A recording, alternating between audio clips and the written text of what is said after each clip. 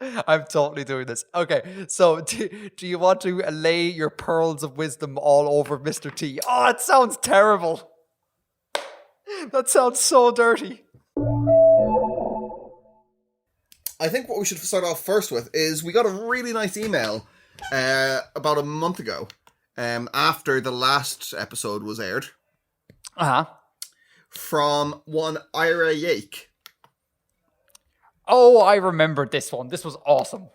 Yeah, we'll link this in the show notes, but Ira Yake wrote a really, really nice review of the email on their blog. A really nice review of their email. No. That's not what I said. Even if you rewind it, you won't hear me saying that. They wrote a really nice review of the podcast on their blog. And it was just a really, really encouraging thing to hear. So thank you for that, Ira. Yeah, and we haven't really had written reviews of the podcast. So I think this is a first. Not outside our own kind of structure, no. Not outside the emails or the forum or whatever. Exactly, yeah. Like independent reviews we haven't really had. This is the first one I've come across. So thank you very much for sending it to us, Ira. It was awesome. Everyone go read it because it is accurate about how great we are. Oh, Phil, never change. You know that. there is a pertinent point Ira brings up that I thought I'd just put out there. Yeah? He mentions his favorite episode being what's the favorite episode? Being Hand Wavy and Dagger, the one where we built those star systems. Yeah. So it got me thinking that like ostensibly this is a world building podcast. So ostensibly, yeah. And so I don't think he's an outlier in this regard. Like maybe a lot of people are in this to hear us do more world building, and like we don't really do that. So I wanted to put it out to the community and just ask them like what was their favorite episode, and then maybe we can use that as data to inform how we go forward. Yeah. I'd like to hear what is it y'all want to hear. Yeah, because he mentions that in the review, he mentions that he likes when we talk about our lives in the green room. And like, and then that's got me wondering, like, is there a proportion of people here who just want to hear about us as people? And like, yeah, so it's just an interesting thing. And I think it might be. I think we're very interesting. I think 50% of us are very interesting. Like, I don't think 100% of us are very interesting. Okay. I'm not going to interrogate that. I'm going to let that up to the viewers or to the listeners to interpret. Geez, the words are really working out well today, Bill, aren't they? How about you go... Actually, damn, you're going to censor it if I say anything particularly nasty. I'll come back to you with a good rebuttal. Okay. You can write it in the show notes to like trip me up when I'm trying to... in the show notes, yeah. Go boil your head. Anyway, so thank you to Ira. That was awesome. And it was a really well-written and thoughtful review. It's really good. We'll link, like Bill said, and have a read. Show the guys some support. It's really cool. On the topic of the forum and stuff, you wanted to bring up some kind of housekeeping rules about that kind of thing on the subreddit, did you? Yeah, this is perhaps going to get a little bit serious for a second, Bill. I apologize, but I feel like we need to have a bit of a sit down and a talk. Is that okay? You and I and the silent third party that is the greater Artifexian. Okay. So a couple of things about I've been noticing on the subreddit, and I just want to put it out there for the sake of like better discourse. A lot of people are tending to leave huge comments, like theses worth of comments, which is awesome, and I love the way people are into our show that way. But can I advocate to people that they break up their comments by topic? So you can have and this is something that other podcasters have talked about. So you can have clearly delineated conversations. So you can have a comment about the review, and then a comment about Edgar doing this talk, and then people can respond to that. Do you know what I mean? This isn't just you trying to bump up the number of actual discrete comments we get now to make us look like we've got way more traffic. I see through your game. Yeah, because that's how Reddit operates. And we're totally going to hit the front page by doing this. No, but no, I just think because it makes it like there was one particular comment the last time. It was a big long thing again, which I really appreciate. But there was one thing that really caught my attention in it, and I wanted to respond to that. But then I felt bad for not responding to everything. Yeah. And then you end up, what happens is, at least for me, I end up leaving kind of what I think is kind of almost inconsiderate comments like, oh yeah, that was really cool. Great idea. Well done. You know, and you want to just be able to respond to the ones that really hit you and put your all into those comments, you know? It facilitates better discussion, I guess. Yeah, and then like if someone like is coming for a particular topic, they can find those topics and get involved, you know? Yeah, that's a good point. Yeah. So that is something that I would advocate people do. If you want to write a thesis, no one's going to stop you, and that's cool. And I will definitely read it. But I think that will be better for the subreddit. Now, the other point is, and this is slightly more kind of like putting on the teacher hat here, is we need to curb a little bit of the plugging that's going on. And I mean this in the best possible way, and I don't want to come across as being kind of, I don't know, entitled or cruel or mean or anything. But I've been finding that a lot of people have been plugging their own projects on the subreddit. And that is something that I'm not comfortable with, but I totally get why people do. But it's just something I want to ask that people maybe refrain from doing unless it is intimately tied to what's going on. Does that make sense? Yes. Could you clarify a little why it's uncomfortable? For me to talk about this? No, why you're uncomfortable with people doing it? Well, no, it's not so much I'm uncomfortable with people doing it. I am uncomfortable because it turns into then like a sales pitch sort of thing. And we want the subreddit to be a place where we all talk about our common interests, not a place where we go and try to find new stuff to subscribe to. Does that make sense? You know, what we could do is we could start a thread on the sub for people to plug their projects. So all plugging will be directed there. Okay, but then what happens? We devolve it into shameless. Like there is a subreddit for this called r/shameless plug. It devolves into. Okay, yeah, but I mean, I'm sure we can strike some kind of happy medium that it'll keep the comment threads for the videos and the podcasts clear, and then people can say, "Look, I made this thing," and they can discuss it in that thread, and it won't spill out and get in the way of the discussion in the rest of the sub. I think a happy medium would be email.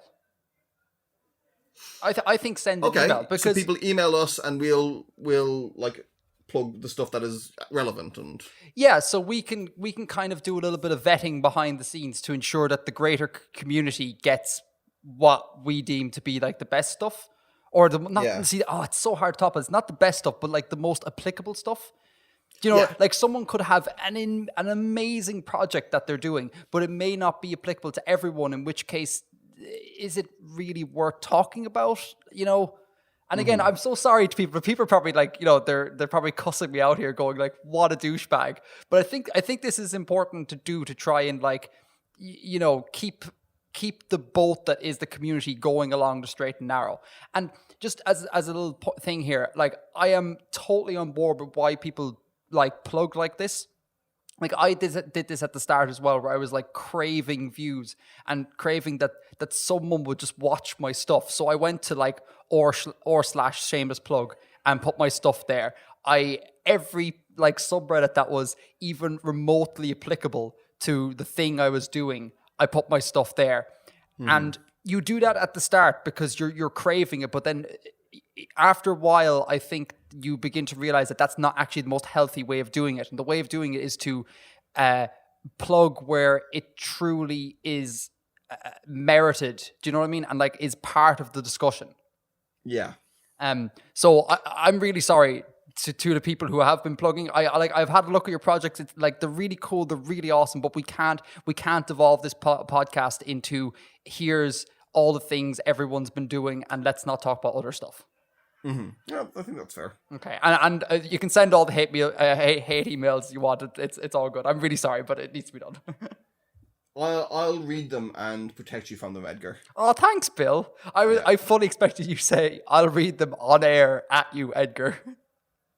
I mean, I might. I think that would actually make a really fun episode. There's one more thing I need to talk about, just in a general housekeeping sense. Yep. And that is, we switched, or I say I switched the format of the podcast from MP3 to M4A, right? Now this might seem from a general kind of standard format to an Apple curated format. Right. Now this might seem like a really dull topic to talk about, but it actually has impacted some listeners, so I think this is something we need to go through. The MP3 file format gives you the audio. That is it. You get the audio and that's it. The M4A file format allows us to put artwork and links and all this more complicated stuff into the actual file. So podcast players can read it, and it's a more enhanced experience for listeners. Mm-hmm. I did not realize there were any downsides to this, but I've been getting emails and comments from people saying that they are having problems playing the episodes. Yeah. And I can assume it's because of the switch to the file format. So we're at a bit of a conundrum here, Bill. So I want to know what you think. Either we revert back to the old file format in which everyone can listen in any medium, but we lose things like including artwork or including skippable chapters, which I think is important for spoilers. Like if we talk about spoilers, the listener can add a click, skip the spoilery section. So we will lose all of that and go back to just the plain audio. Or we say to people, we direct people to say podcast players that can play M4A files, cause a bit of stress on their part, but keep the M4A file. So what have the problems with the M4A been? So some people haven't been able to download it, which is pretty awful. That's pretty serious. That's pretty serious. And they've gone, which is amazing on part of the listeners, they've gone through incredibly convoluted things to try and get the file and eventually got it. But we don't want that to be standard. And then other people can't play it at increased speed. Lots of people like myself like to listen to content at 1.25x and things like that. They can't do that. Yeah. So there's various little things that are interfering with how the listeners listen to their podcasts. Right. So what are your thoughts here? The M4A does have a lot of benefits, but we want to make things as easy as possible. It's tricky. I would advocate, if it was just me, I would advocate that people go to the recognized podcast players. So that's Overcast on iOS, and is it called Pocket Cast? Is the big one on Android? I'll check the Play Store and see if it's here. Yeah, Pocket Cast. I think that's the big one. Correct me if I'm wrong, Reddit, but because the big ones should tailor for all of this. They should. I know Overcast does for a fact, but maybe that's because it's an Apple thing. And I'm using an Apple format, who knows? But yeah, it's a tricky one. It's a real tricky one.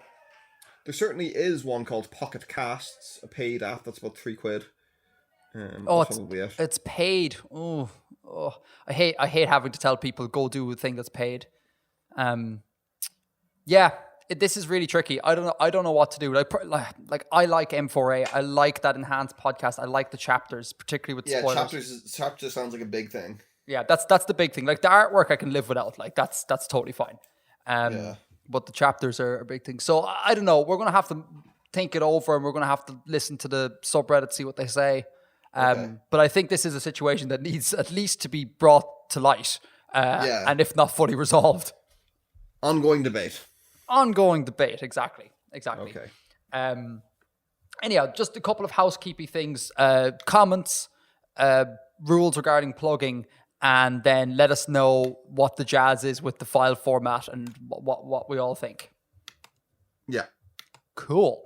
There's a couple more emails I'd like to have a quick go over. Cool.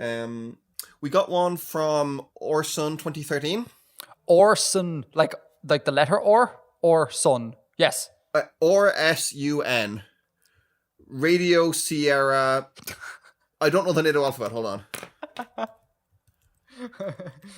Jeez, you'd think I'd know the NATO alphabet, wouldn't you? It's one of those things you should know, really, isn't it? Uniform November. November? Yeah, for N. Huh. That seems weird. Is there a methodology between how they choose these names, or did they just literally just go, what begins with N? November. Great. Well, that they won't sound like each other. So that they'll all sound distinct, even if you miss the first letter. If the radio is crackly and you hear Alf Hotel Ictor, you'll know that it's Golf Hotel Victor. Oh, okay, so that's their only criteria, and make them individually distinct. Right. Yeah, so that even when there's a loss of signal, when there's significant loss of signal, it'll still be clear what it is. Because if it was Bravo, Cravo, Dravo, Fravo, then you're immediately going to have a problem. I could see that being an issue. Yeah, that is right. Okay, so yeah, this is from Orson 2013, as in Romeo Sierra Uniform November 2013. Who is a high school sophomore in Alabama. They want to know if there's any software we can recommend to help with world building, and any advice on making conlangs. Well, first of all, for conlangs, check out Edgar's conlang videos. Yeah, they're passable. That's a good place to start. And there's plenty of conlang videos out there. There's a conlanging subreddit.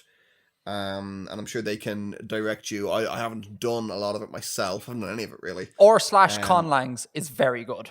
I really like that place. That is a very good place. And as regards the software, I mean, that's a very, very open question. It depends hugely on what you actually want to do. We've talked a good bit about writing software already, about how to keep your ideas in check. The last few episodes, we've covered that a fair bit. How to connect it all together. Post-it notes. Yes. Yeah, like in a cop show, a big board with post-it notes and like coloured thread linking things together. That's the only way to fly. The only way to fly. And then when the board gets too full, you take a Polaroid picture of it and put it in a folder. Yes, that's exactly right. Yeah. Totally. Yeah. I actually think that's quite an elegant solution. Okay. Then if you want to start like messing around with making solar systems and making stellar systems and things, Universe Sandbox is brilliant. That's a really good program. Yes. Second. It can be a little bit intimidating if you just kind of jump in and try and just like put stuff together. You don't know how that stuff works. If you look online, you should find some YouTube series or something that will tell you about like how to build realistic solar systems and like realistic stars and planets. Inside Universe Sandbox, because halfway through that sentence I was like, are you giving me another sly plug there? But no, Bill is referring to other people who are just talking about the simulator Universe Sandbox. Was I? I assumed you were. No, I meant Artifexian. Come on. But okay, so they're that's a big one. Yeah, I use that one. And there's a load of stuff for maps out there as well. If it's like you're interested in making maps, there's again Worldbuilding has links to a lot of good tutorials, as does map making. So really, it's a very, very broad question. It depends on what the actual product you want to generate is. If you just want to kind of come up with ideas, I mean, you don't need software. You can just write them down. But if you're talking about using software to generate your ideas or to influence your ideas, it really depends what format you want to present it in. I have some additional software, just in a general sense, things that I've sitting on my computer.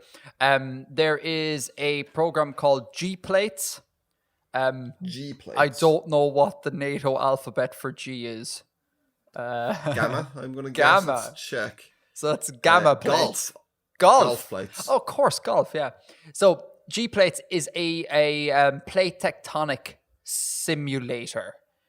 And you could, just give me a second now.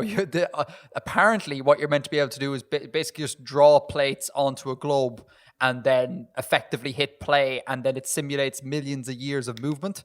Right. If it did that simply, that would be great, but it's an extremely difficult program to use.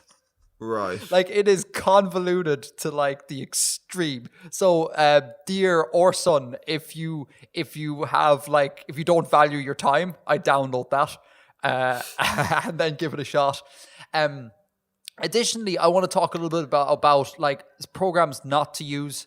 I'm kind of outspoken about this, like random generators. Please don't use random generators. Now, we had like Dominic, our resident space cartographer, crafted a random generator, and that's great and that's fun and that's really cool. But like, if you're going to be serious about, say, I'm going to write a novel or whatever, and I want to try and do some world building behind it, random generators kind of, they lack emotion. Do you know? They lack a human touch, and you can always kind of tell when something's been randomly generated. And no more is the problem than in map making. Like those fractal based maps, they just look like fractal based maps, and they don't have the feeling of real maps. And and they don't fit together, and it's they don't. Yeah, I mean, I think they're probably useful as a starting point, but don't like use it and run and say that's it done and run with it. That's a very good idea. Yeah, you can use it to generate ideas. Yes, but don't be a slave to random generators. Yeah, because I see way too much of that, and I also see, and it kind of saddens me a little bit. You get some posts on r/worldbuilding, and it's like, I made this random generator, and it gets like a bazillion upvotes, and I kind of, part of me just wants to grab people and be like, no, but you are a creative entity. You be creative. And like, even people who think they aren't creative, they can be creative. You don't have to just like use the random generator for everything. Mm-hmm. Sorry, just a little rant. I've ranted about this before on videos. This is a big sticking point with me. Randomly generated maps in particular. No bueno. Yeah, no, that's entirely fair. Or at least, have some kind of control over the parameters. Don't just hit the button, or hit the button and then do something with the results. Don't just take them whole cloth. Remember a while ago I had a bit of software, I can't remember the name of it now, and I can't find it on my computer, that was for transforming from Mercator into other map projections. Do you remember that? It was a free... Let's Google it. Free map projection software. This sounds familiar. Yeah. Was it G projector? Does that sound right? Could be gamma projector. Yeah, I think this is it. NASA. Yeah, it was a NASA G projector. I'll send you the link over Skype there, so you can put it in the show notes. That was quite fun. A lot of fun with that. I drew up a kind of a Mercator style map, which was annoying because I'd actually tried to draw everything in Robinson initially, so I had to kind of eyeball the transformations back to Mercator myself and then see what it looked like when I transformed it back into Robinson with the software. But it allowed me to do a lot of things like get a reasonably accurate polar projection, various kinds of polar projections, which is one of the things that's quite important in one of my con worlds for various reasons. So that was pretty fun. I'd recommend having a look at that. Adding to this again, just more of the like, don't be a slave to the software. I would recommend looking into map projections and understanding what they are. Like, because again, if you have a program that does all this for you, you're in danger of not understanding what's going on and just going, oh, I'll go with that one because it looks cool. But you need to like understand what it's twisting and what it's warping and what is not being shown correctly. Like that's really important. That's if you're making the assumption that maps are relevant and accurate in your society and in your setting. I mean, there's, I briefly mentioned before, there's a whole thing of critical cartography which examines that and how different maps were historically. And, if you decide that you've got a map and you decide that you want to change something that is implied or is apparent on that map, then you can probably get away with it if you're in an historical kind of setting, because historically maps were pretty inaccurate. Yeah. By modern standards. Woefully so. They're hilarious. I mean, they were doing the job they were designed to do for those people, but they just had different notions about what they were supposed to do than we do. And like, when we talk about like hyper accurate maps, they usually become unusable. Like there's this one projection that is, it always gives you true straight line distance or something. Right. and you view this map like from inside the globe or something, and it's just I might put a link. If I find the link, I'll put it in the show notes. And it's great, and it's great that science has done this and can make these projections, but it's effectively useless for any normal person, you know. So have you seen this new map that's been going around on like a lot of websites? A new projection rather. It's been going around a lot of websites recently. oh, I have. I keep seeing it. It's quite nice. It's an infinitely repeating tile, and they just take out a square or a rectangular bit in the middle that is the whole world. And if you cut that out, you can fold it up a certain way, so you get a little it's not quite a tetrahedron. It's some kind of polygon that works like reasonably like a globe or whatever. And it's quite nice. It's really good as a teaching tool, though, because the minute a student begins to fold it back up, they'll go, "Oh, Russia still looks really odd. Why is that?" And then the teacher can go, "Because you're taking a flat to a sphere, and it's not the same." Which I think is cool, which I think is really great. And it's also, I think what's really great about it is that, is it Antarctica? Which is the one, the Antarctica is showing... The place where the bears aren't. The place where what? This is a the Arctic.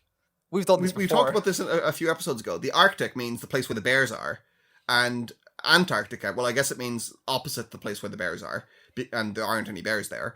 But if you change the precise meaning of the negative part of that construction, you could say it's the place where the bears aren't. Yeah, I like it. I'll take it. We should do that for going forward. And as I said, there aren't polar bears there, so it works out. Yeah, beautiful, man. What was I saying a second ago? You completely not. Now I'm just thinking of bears. Actually, do you know what I'm thinking of? I'm thinking of that shocking bear flag now. Every time someone mentions bears to me, I just think of that flag. Like it haunts me. I think you were saying that it's good because Antarctica isn't massively distorted on it. Yes, it would is, be my guess. It isn't massively distorted, and it's really nice to see it looking all circular sitting there at the bottom when a lot of kids think that Antarctica is a big straight line of ice, and you're like, no, it's not like that. But what annoyed me was a lot of the way that was discussed. That map. People were like saying, "Oh, it's a revolutionary new map and it'll change how you see the world, and finally we were rid of that shocking old Mercator." Honestly, I'm sick of hearing about how terrible Mercator is and how it distorts, because we see it. Honestly, I look at maps a lot, and honestly, you don't see it that often anymore. Yeah, no, but also Mercator has a point. It has a very valid use. Yeah. It's like straight lines will be straight lines, or directions are maintained, I think is what it is. And this is, I believe that's the reason why Google chose it. It's the best map projection for Google Maps. Yeah, and so it has honestly, I think that's the only place I tend to frequently see Mercator. Exactly, yeah. Like, was it National Geographic? They use, I think it's Robinson or some... I think they use Robinson, yeah. Yeah, something that looks like that. Like, yeah, it's just, it's pointless. It's made by people, this thing is said by people who don't care about cartography. Who don't know, you know? Who aren't map fans. Who aren't map reporters, essentially. Like, just like, and you know the thing about, like, the upside down map? No. It's the world map except upside down. Okay. And everyone's like, "Oh, mind blowing!" And then you're just like, us in the know just kind of go, projections. Hey Edgar, do you know what? What, Bill? We are some nerds. We really are. Here, listen, when you were talking about, like, in the NASA program about having to eyeball Mercator and drag it to something else, I was like, wow, this is the nerdiest thing I've heard in a long time. So anyway, those are a couple of programs. Do you have any more programs? No, I think that would be it. I'd say Universe Sandbox for exploring making solar systems and stuff, if that's what you want to do. There's a lot of stuff out there for making maps, the usual things, Photoshop and GIMP and Inkscape and all that. And then this one, the G Projector, which I've sent you the link for. You can link it in the show notes. And then we can link all of these in the show notes, I guess. G-plates on my part, and then, yeah, that's about all the ones I use. Yeah, but as I said, it depends on what it is you're actually world building for. What is the end product here? I hope that's been of some use, Orson. We are always of use to people. We are in fact the best podcast, and there is a link to prove that. You should go check out the review, folks. I mean, I'd trust Ira. I would too. I think Irons did a fantastic job, like very accurate. So anything else lying in email that is pertinent and we should talk about? There are two more emails I want to look at. Okay. One we have here from Frugran Ednugruer. Are you pronouncing that correctly? I assume so. Oh, okay. I admire your confidence. I do suspect that it's yes, it is a made-up name. Yes, they say it is a pseudonym. That's okay. Just say, first of all, they're saying thank you for making a good podcast. That's brilliant. Debatable. Would like to hear a more in-depth discussion on lore and your stances regarding it. I'm not really sure what is meant by that. Feel free to send another email clarifying. Mm-hmm. But the main thrust here is, what do you think of a world where macrosystems are controlled by crafting the microsystems? What I mean by microsystems are things like individuals' microbiomes. The microbiome of individuals are analysed and crafted in a way to control and regulate their behaviour. That's a pretty cool concept. I think to actually do that in any systematic like scientifically plausible and scientifically like referencing way would be a enormous undertaking. Hold on, can I cut across you here for a second? No. you and okay, all right, can you break this down for me? I'm struggling to grasp what's going on. Well, what is it that this email means? I think this listener is proposing a setting where macro systems, so like the things out there in the world, are controlled by very small changes to microsystems, as in the internal environments, the internal biomes of humans. So I guess there's thrust is. Some change in your body causes what? I'll keep reading. Okay. Microbiomes are unique to individuals in our world and have a huge effect on our health and livelihood. The microbiome is like an ecosystem because of how bacteria interact with each other. So it will be like a fractal ecosystem inside an ecosystem all the way down. So that's a cool observation and a cool idea for a concept, but I'm not really sure where to go with it. It does bring me in mind, they mention the idea of that you get kind of a world within a world. There's a cartoon called Osmosis Jones. Do you remember that, Edgar? No, this sounds totally alien. I think it was around when we were kids. I mean, you're a lot older than I am, though. I'm only like a decade older. I'm not even going to correct that and let people speculate as to whether or not Bill is being truthful there. Oh no, I'm thinking of something else. Okay, it was a cartoon from like 2001, a film from 2001, and I think it's like a white blood cell has to hunt down and destroy a lethal virus that has infected the body, and it's done like a cop film. Class. Like the white blood cell is like the rogue cop, and the virus is the bad guy he has to catch. And it's like set inside a. Well, I suppose it doesn't have to be a human. It's set inside a body of an organism. And the other example is Rick and Morty Season 1, Episode 3, Anatomy Park, which is a absolutely stellar TV series, and that's a very good episode. I can't recommend Rick and Morty highly enough. It's really good. In Scotland... we'll talk about this later on, but in Scotland, one of the people at TEDx was like, you must watch Rick and Morty. Oh, yeah? Yeah, so that's actually on my list of things to do, to watch Rick and Morty, because I've never seen it before. Yeah, it's good. Yeah, this trope of stuff inside stuff inside stuff. Mm-hmm. There's a couple of, like this is a classic trope. Like, what's that first sci-fi thing where they like shrink down the little thing, the little like spaceship type thing, and they go all... I know the one you mean. I'll Google it. Sci-fi film submarine inside a person. Brilliant. What's it we get? Fantastic Voyage. I thought that was what it was called. Fantastic Voyage. Well done, Google. Google's amazing sometimes. Like, it's just and there's a lot of parodies of Fantastic Voyage. Like to an extent, Anatomy Park, that episode of Rick and Morty is kind of a parody of that. It's referenced a lot in Futurama. There's a couple of Futurama episodes, most notably the one with the parasites.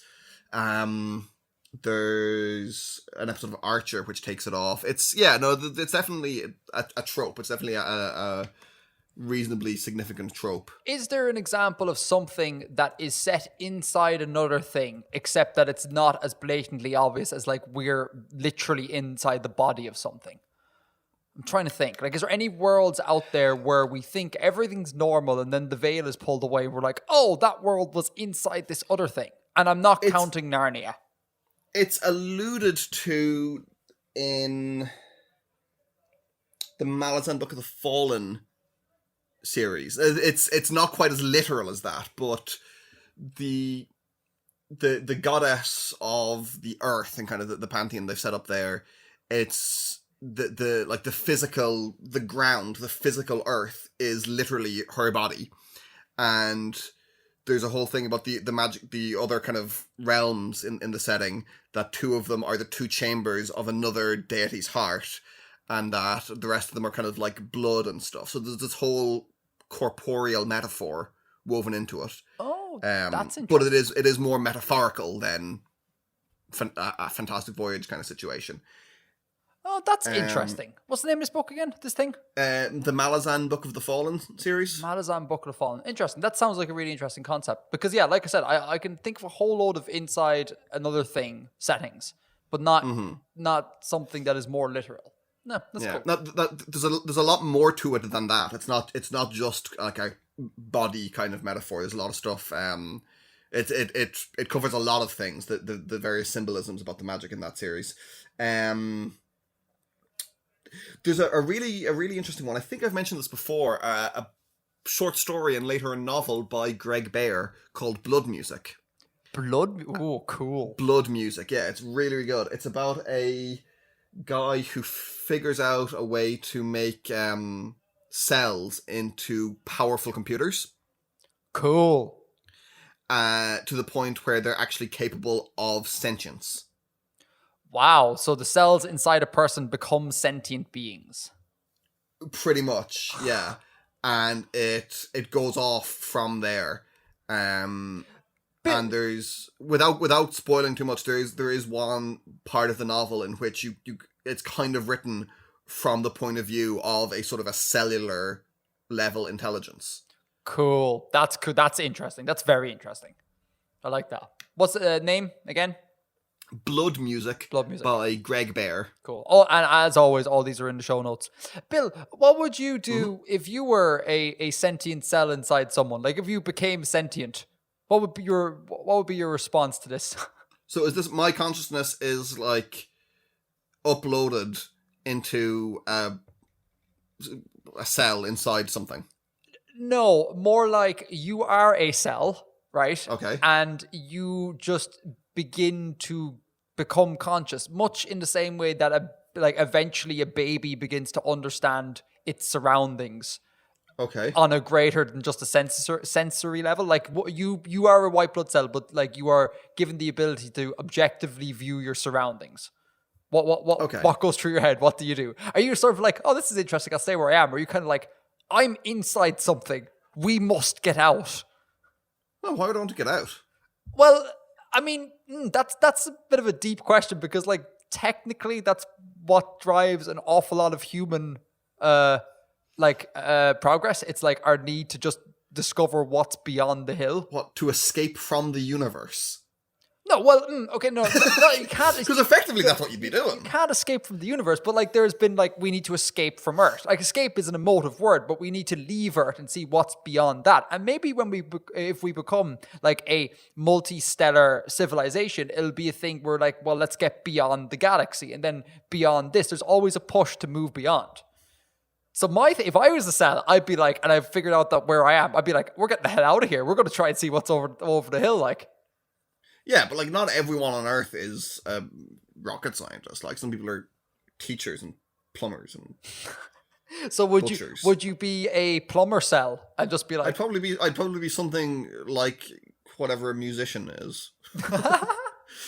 Or maybe I'd become a badass cop who hunts down viruses. Yeah, this is true. This is very true. That'd be pretty cool. I think that's an interesting question, though. If you gain sentience and you are... No, actually, wait, no, hold on. If you gain sentience, you'd have no way of knowing you were inside a body. Well, yeah, there's that whole... Yeah.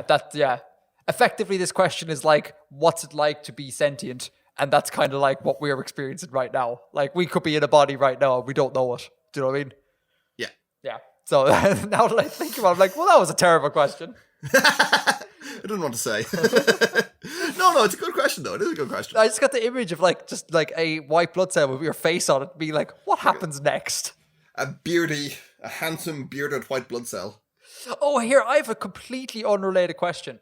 I would like people who have not seen what we look like, and I think this applies to Bill more than anything else, to let us know what they think we look like. Because I think this is one of the most fascinating things about radio is like everyone has their own mental image of what the presenters look like. And I don't. What? Really? I don't. What? I don't. When I listen to the radio, I don't picture the presenters. Unless I know what they look like, I don't really picture them. So what goes on in your head? Like voices. Oh. So I find it very hard to think of it. Like, is there not a person speaking the sounds at you inside your head? No, they're speaking from the radio. They're speaking from... So that's really weird, man. I find that even a little bit disconcerting. Do you know you don't mentally map people? No, I don't picture characters when I read books. Okay. We're going to get into this, but this has been covered on Hello Internet, so we won't do this for very long, people. Right? Do you know what subvocalization is, Bill? I think so. So this is the idea that when you read a thing, there is a narrator narrating you the story in your head. Yeah, no, I don't do that. You don't do that. You see, look, this is the thing. I do that. And I don't understand people who can read any other way. In the same way, I don't understand how you could not see someone when listening to the radio. Like, and it's fundamentally unknowable. It is unknowable for me to know how you managed to do a thing. And I'm assuming it's the feeling is mutual. But like, I mean, there's people who don't who have like no visual imagination whatsoever, or have no visual memory. Like they cannot remember what people's faces look like. Stuff like that. I get an awful lot of that. I get like a ton of that. Like I think about people who I knew, say, in school, and when I picture them in my head, I picture their general form. Like I have things like height kind of sussed. I have color of hair, what sort of clothing, say, they appeared the most in. But then when I hone in on their face, it's very much like a blank beige, just like smear. Yeah, I'm not great at it. Yeah, I'm not great at it. I'm sure I've asked you this before. We were talking about this the other night here, actually. Imagine a tiger. I am. Okay, like picture a tiger. I am, yes. Can you count its stripes? Like, yeah. How many stripes does the tiger have? Oh, okay, the one I'm picturing right now. Yeah.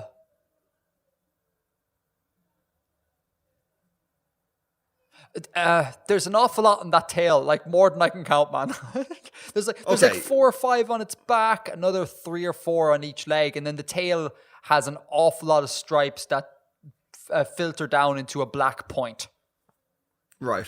Have I proved? I cannot do that. You cannot do that. Nope. So hold on. So when you see the tiger is a tiger-colored smear in your head. Kind of, yeah. I mean, like I assemble the facts and I hold all the facts together, but I don't pin them down into a single form that I can examine. Is this not kind of like a collapsing the waveform sort of thing, whereby when you're forced to focus on the thing becomes a reality? So like, why is it that it's a big tiger-shaped smudge, and then when someone says counted stripes, your brain doesn't just go, okay, and now we make stripes? That's really odd that it doesn't do that.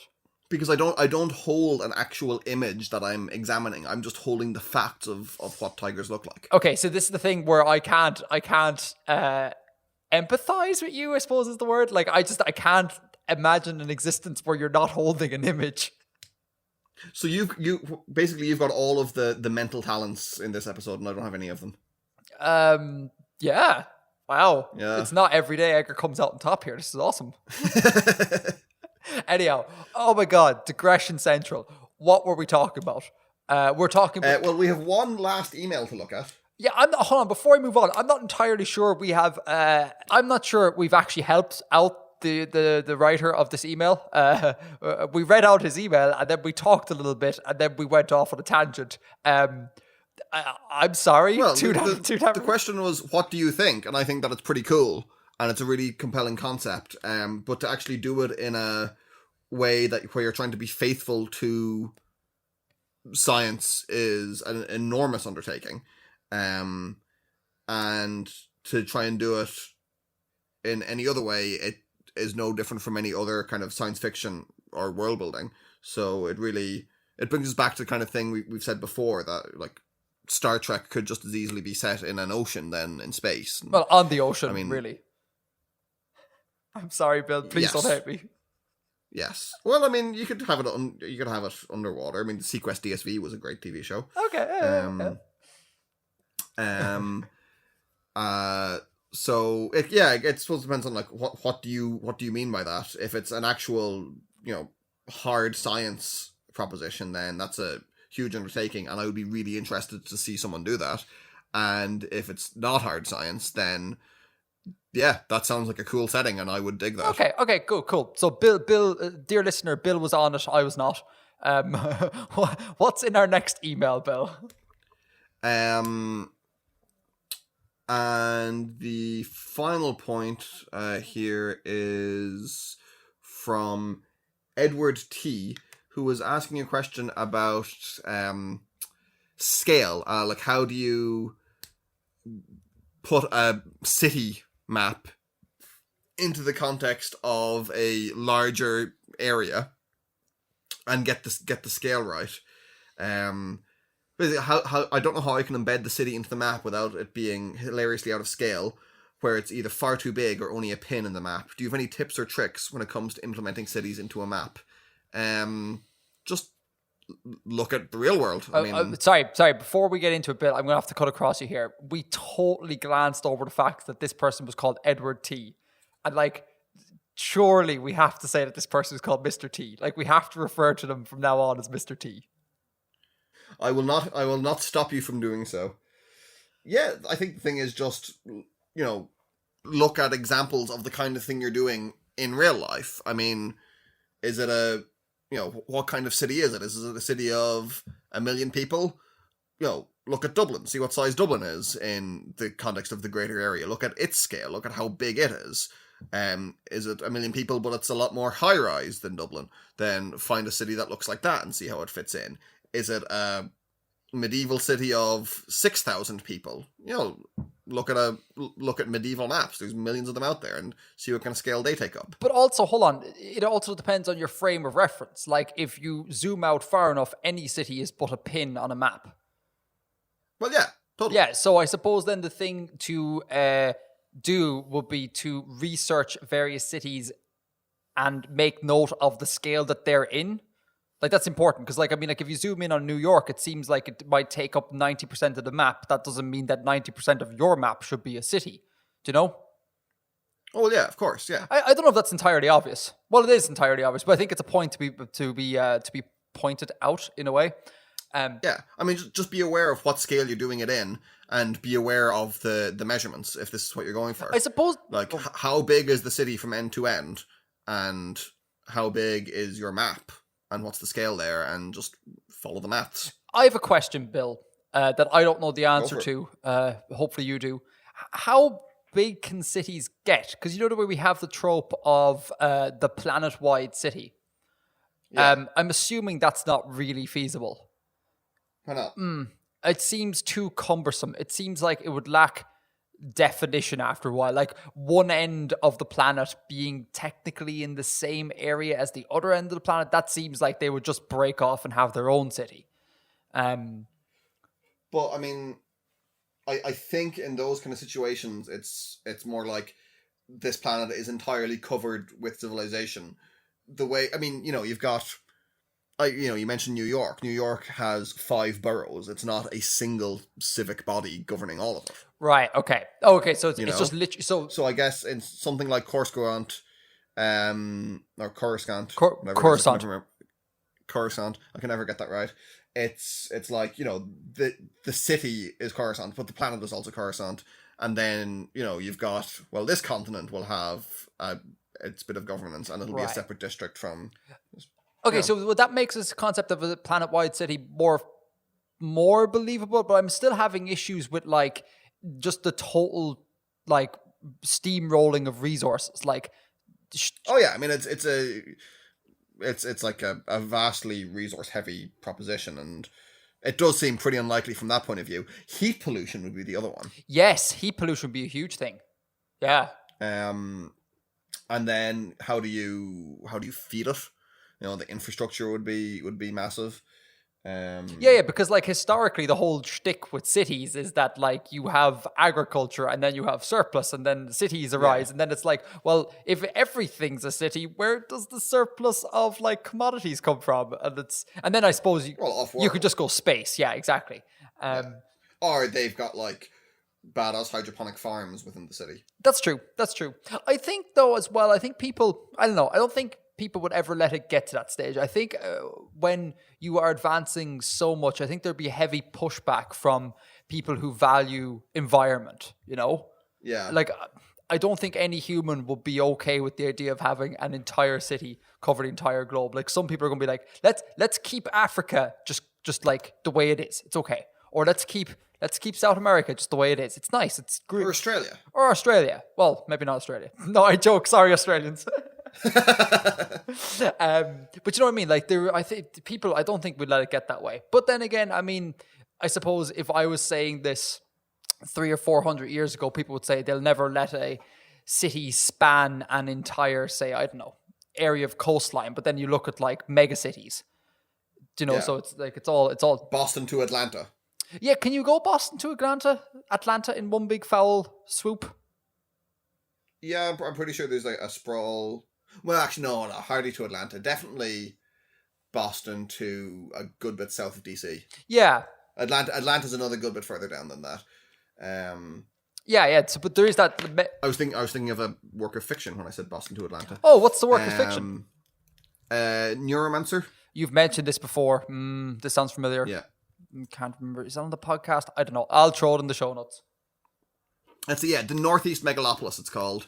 It's the most heavily urbanized region of the United States, running northeast to southwest from the northern suburbs of Boston to the southern suburbs of DC. I thought it went a little further south than that. So it goes from like Massachusetts to Northern Virginia. Yeah.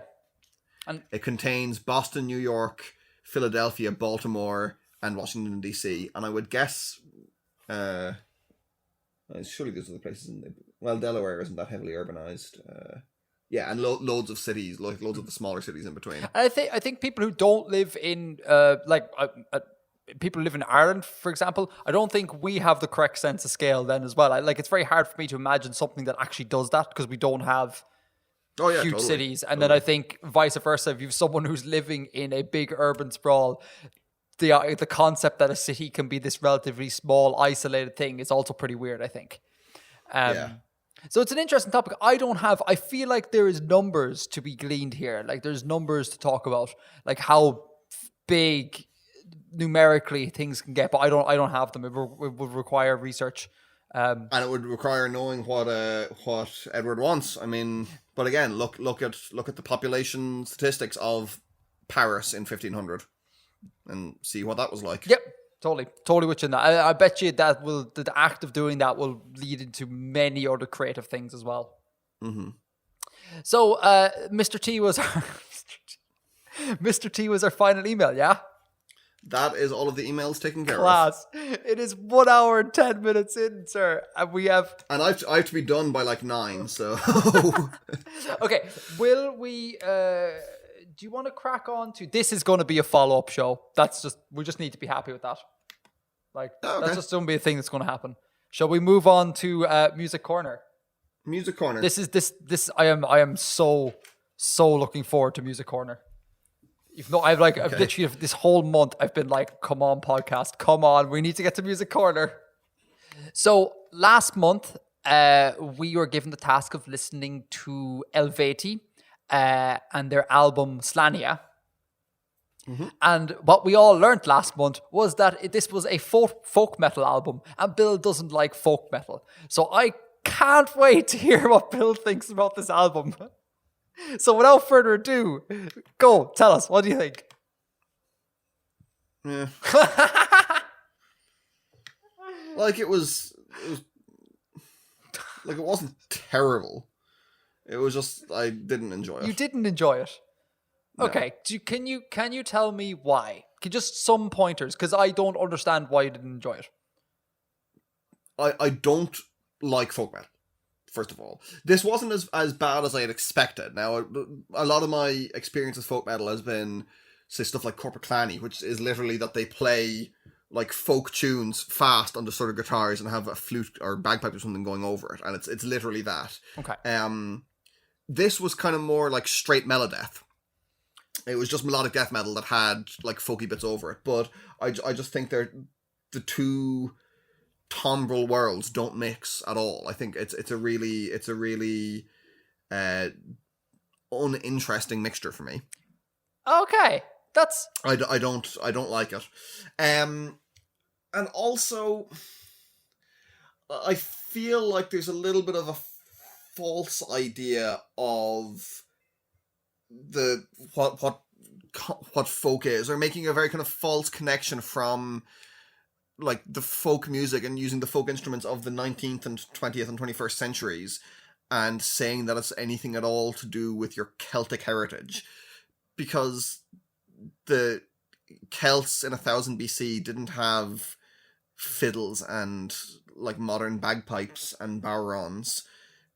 They had stuff that was kind of like that, but it's not really the same, and it just feels kind of cheap and dishonest to me to try and pass off them as being the same. So hang on. So is it that folk metal is saying that we are playing the music of the Celts?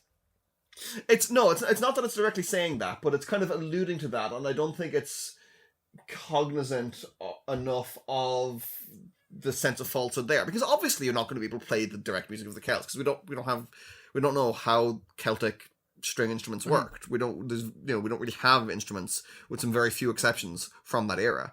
But it's just like I don't know. I feel like it's kind of cynical or something. It's just I'm not on board with it. Okay, that's interesting. Do you want to ask me what I thought about the album? What did you think of the album, Edgar? I thought this was incredible. Like, and I'm not saying this to be all like, to just have the counter view from Bill and then tease Bill about it. Like, yeah. I legitimately, I have not listened to any album more than this one that has been recommended on the podcast. Like, this was like musical crack. It's just like when it finished, you started again and listening again. It was just beautiful, like. And like where you're like the folk doesn't mix, I just thought it was just gorgeous juxtaposition. Like you'd have these metal guitars going and they kind of like they're grinding sort of thing, and then you have the wonderful smoothness of flutes and piped instruments on top of it.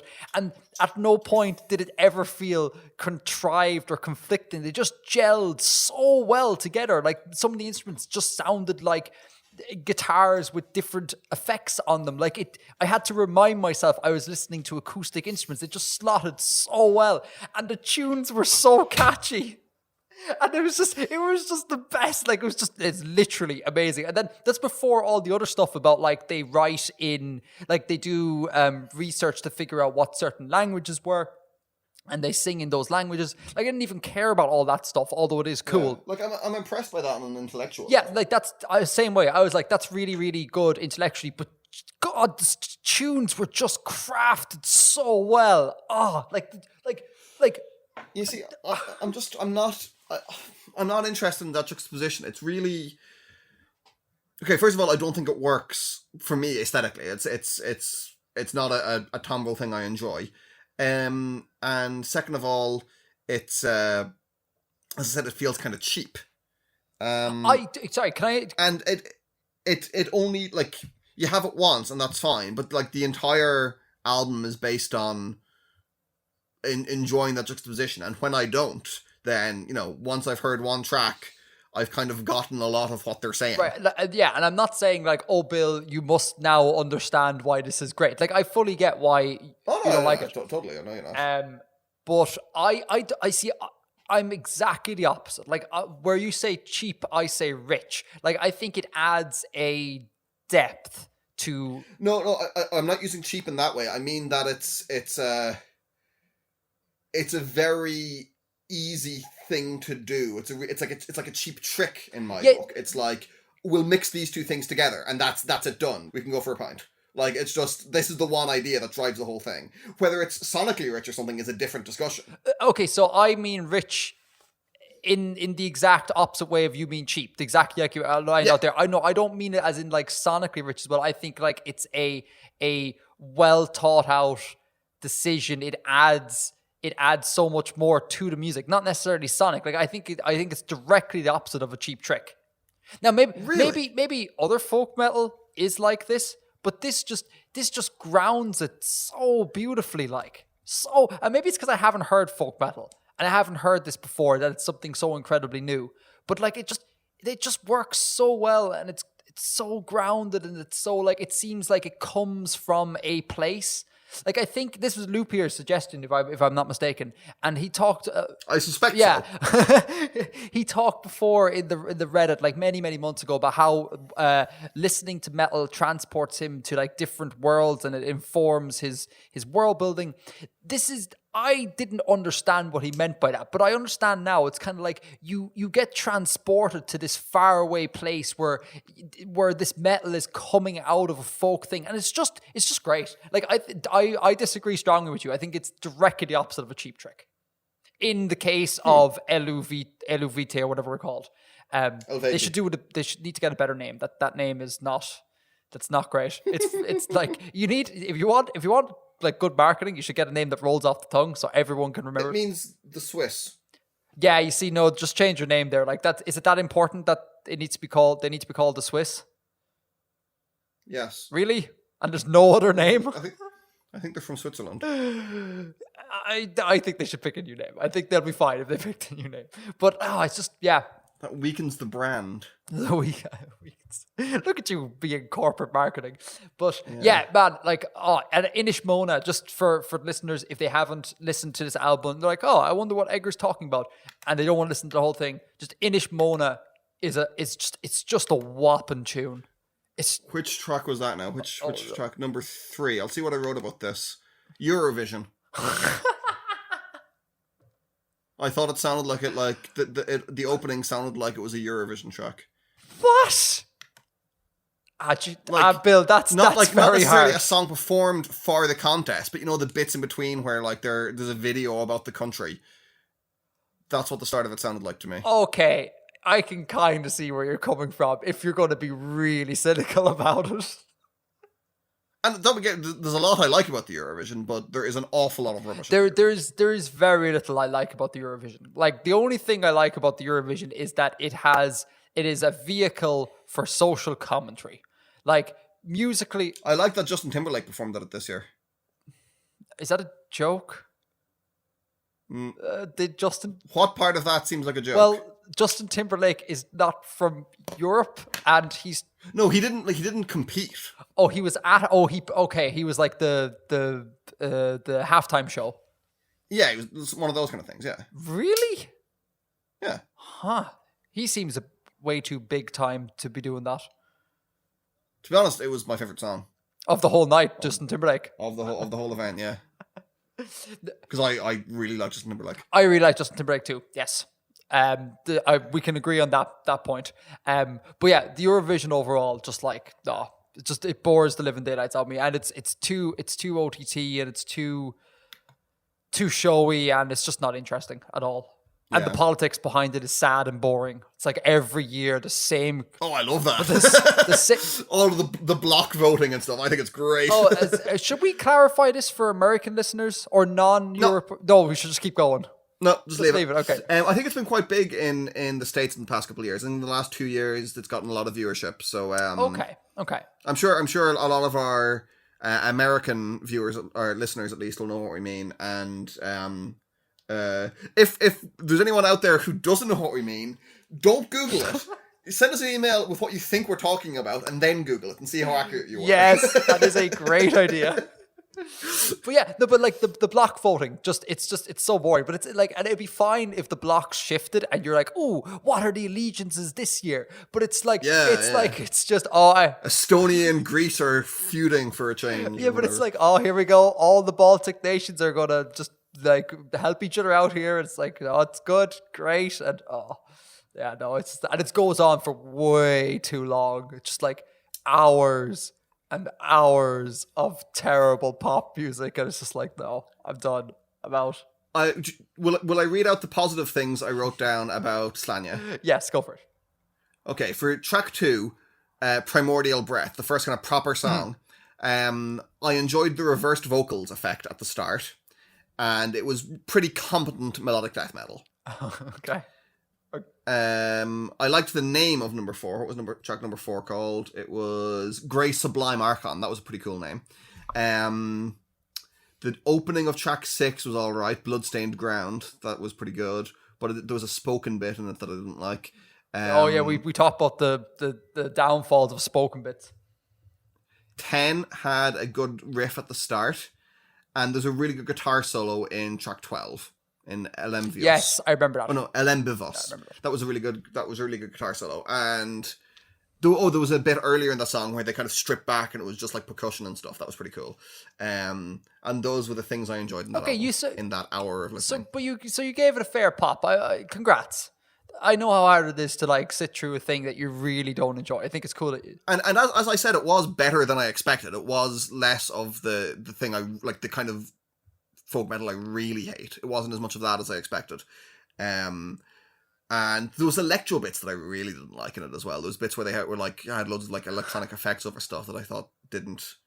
Like, that's adding a third thing to this mix, this like stew I already don't particularly like. So you had mentioned last time about them mixing electro stuff, and I was wary of that going into it. And I listened all the way through the album and was like, where's the electro stuff? And then I listened again and was like, oh yeah, there it is. That works really well. Good, well done. So I'm really sorry. We're just polar opposite of this, which is hilarious. Like literally everything that you think is bad, I'm like, no, that was the good point. It's just I think it's really funny. Where will we choose? Will we choose next month's victim? Oh, next month's victim. Well, actually, before we do that, we should make everyone aware that there is a new method of dropping songs into the random generator, and that is via a Google form, which will be linked in the show notes of every podcast from now on. Good which stuff. Makes life just so much easier. And whatever Redditor mentioned this to me, that you should use a Google form, is equal parts a genius and just Dr. Obvious. like why I didn't think of this sooner is beyond me, and frankly I'm a bit ashamed that it took me this long. But in any case, if you want to leave your suggestions below the show, in the show notes, just click the link and then just leave artist and album and you will be entered into the random generator. Yeah? Cool. Okay, so I am currently random generating. Do you want to say stop there, Bill? Stop. Will I stop recording? No. Did you stop recording? No. I am doing the random generator. I wanted you to say stop. Okay. And you did, and now we have a song. Oh, okay. Okay, so we have, sorry, this is too big to fit on the screen. We have The Night Watchman, or The Night Watchman, which is Tom Morello? Yeah, it's Tom Morello. Huh, and One Man Revolution. So hold on, The Night Watchman is the band in quotes, and One Man Revolution, yeah? Okay. Huh, awesome. I love Tom Morello. Yeah, Tom Morello's great. Oh, this could be a good month for both of us. Okay. Do you know who his teacher was for a while? Hold on. Mr. Miyagi. Hey, Griff, you're not going to take this seriously. I'm sorry, Bill. Who was his teacher? Michelangelo Battio. Oh, that guy. That guy, That guy. Don't like that guy. And he taught like they're so complete opposite as guitar players. For anyone who doesn't know, Michelangelo Badio was in a glam metal band called Nitro, I think. That says it all. There's not a lot of music that I outright hate. Glam metal comes close. I strongly dislike glam metal, nearly always. But he was famous because he had a 4-necked guitar, and like the whole thing was he would play like really fast double-handed tapping, and he would like keep switching necks and playing up, and it was just like really tasteless. It was technically impressive, but there was absolutely no music in it.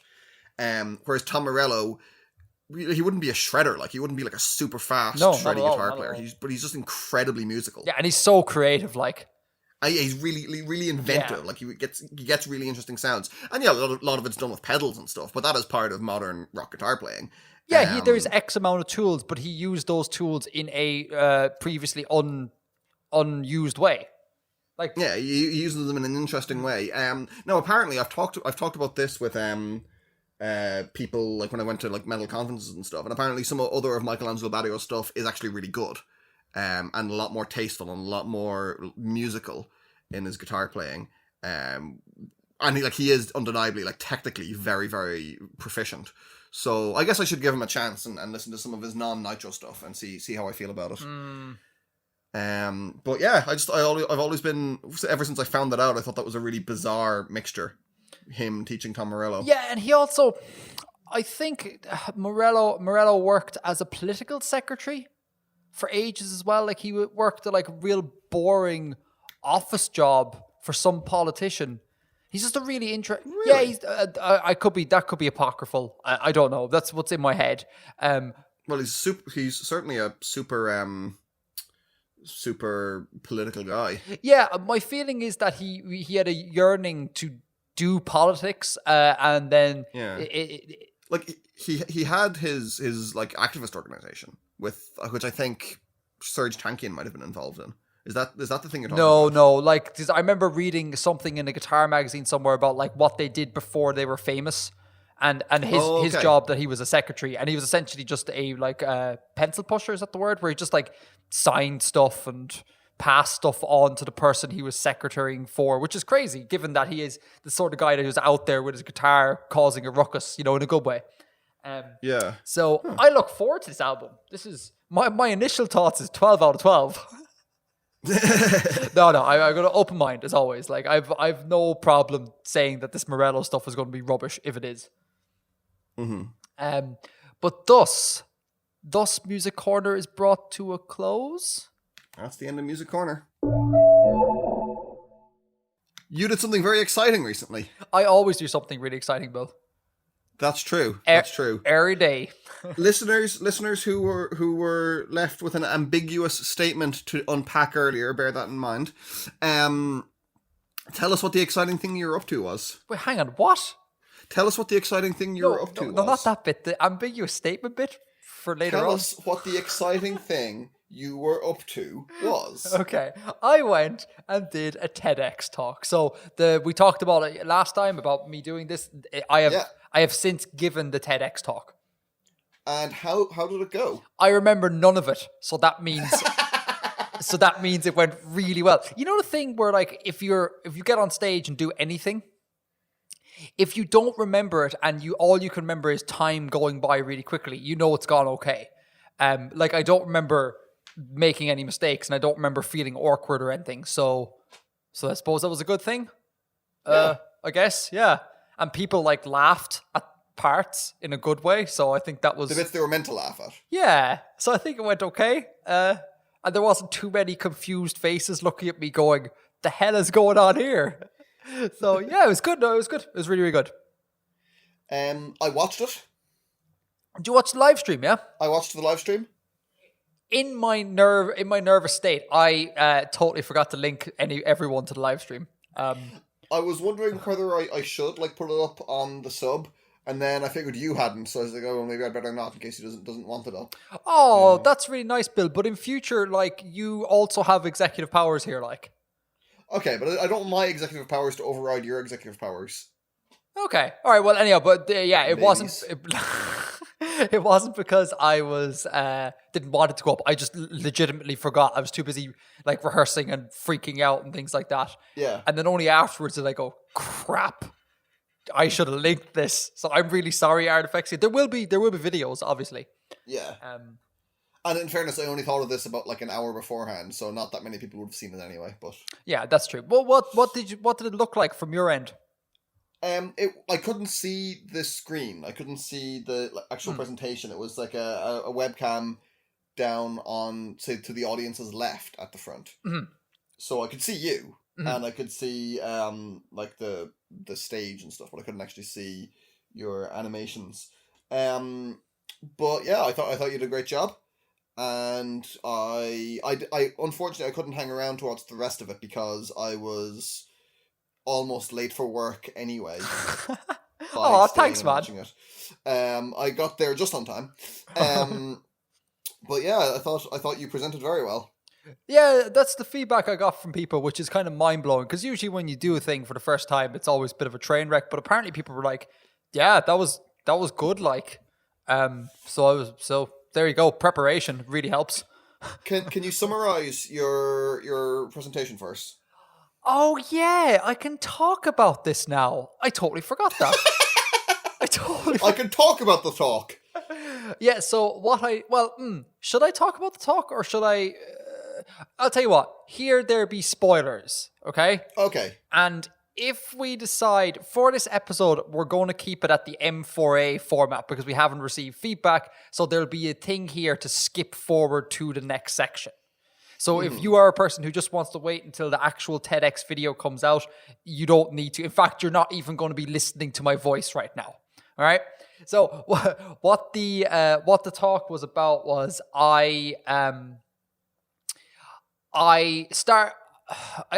world built a planet and then 2 stars, like kind of in quotes live on stage, and then the reveal is that the entire time I was reconstructing or reverse engineering the Tatooine system. And the whole point was that I wanted to show people what I do and why I do it, how it can be an educational tool and it can be fun and that sort of thing. I think is that a fair assessment of what I talked about? And how this whole mathematical side of things can be relevant to the storytelling. Yeah, exactly. Like what the numbers can, and long-time viewers of Artifexian know this, like the numbers tell stories, and I try to convey that to other people. What was a really cool thing, the second speaker who got up was one of those rare, brilliant speakers who can just speak ad lib. Like they just have a few slides and they just talk. Her stick... Like Kanye West. Isn't that right, Edgar? Oh, that lecture. Oh, God. Oh, my God. It's just the worst. Oh. Sorry, can I just complain a little bit about that? Just really, really quickly. The context here is there's a famous video, or not a famous video, there's a video of Kanye West addressing the Oxford Union. Infamous is the word we're looking for, I think. Yeah. Where he says he'll take questions, and he takes one question at the start and then talks for like 80 minutes. Yeah, and that on nothing in particular. Yeah, and all of that is absolutely fine. But like actually no, it's not. But the thing he does is he was like he asked for a question, the student gave the question, and then he just made up words that had no relation to the question. Like he says something effective. Okay, what I got from that was X, Y, and Z. And no one in their right mind would have got X, Y, and Z from the question the student asked. So essentially what he did was he was like, I'm going to talk about X, Y, and Z regardless. And he shows up and talks. And you're like, why are you even here? What is the purpose of you doing this? What have we learned? Nothing. And I wasted, this was in my, I want to figure out why Bill likes Kanye West stage. And I wasted so much of my time. And I was like, you know what? Screw you, Kanye West. I don't have that time back. It's just the man. Just the man infuriates me to no end. I'm sorry. I'll stop now. Hi, okay. How are you, Bill? Are you okay? I'm fine. How are you, Edgar? I am good. Anyway, what was I talking about? What was the second speaker talking about? Yeah, so she was talking about how we should rethink the school system to maybe get in line with the way it's done in Finland, where it's where it's like the emphasis isn't on rote memory and subject knowledge. The emphasis is on developing skills. So for those who don't know, a thing could be like a kid could show up in the classroom and be like, I really like gardening, say. And then the teacher would be like, okay, I can take this love that the kid has and let's see, can we incorporate economics into it by doing like, how much does this plant cost? Could we have an entire garden of this plant? You see what I mean? So they bring in different subject areas into this without it necessarily being like a maths or economics class, which I think is great in theory at least. And I have a feeling, though, if I think about it too much, it might fall down. But in any case... it seems to work for Finland. But Scandinavia is a law unto itself, like.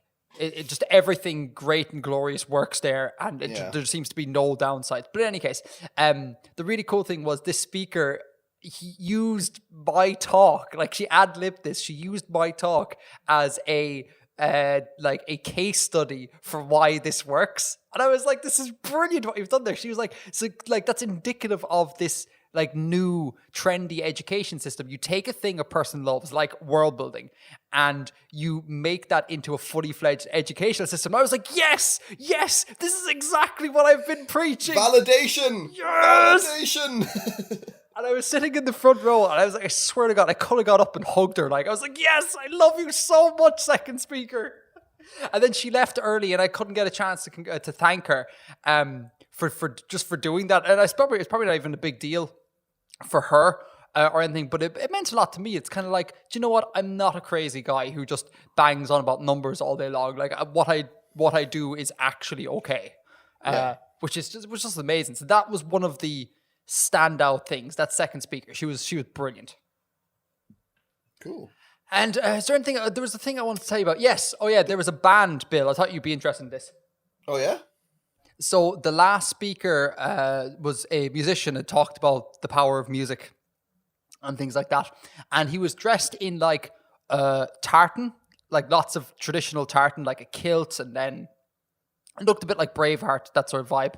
And it was like, why is he dressed like that? The entire way through the talk, it's like, okay, he's talking about general music.